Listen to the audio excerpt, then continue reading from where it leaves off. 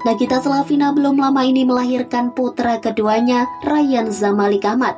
Baik Raffi Ahmad maupun Nagita Slavina sering membagikan foto-foto putranya tersebut di Instagram pribadi mereka.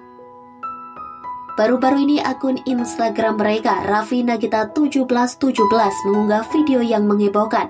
Video itu memperlihatkan Nagita Slavina yang sedang tidur dan mendengkur.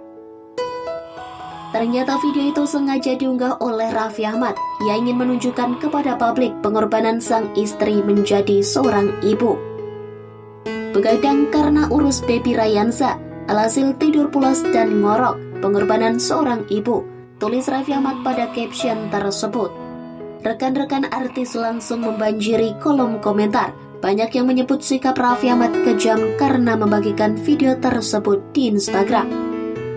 Sementara itu banyak pula yang memuji kecantikan Nagita Slavina meski sedang tidur dan mendengkur.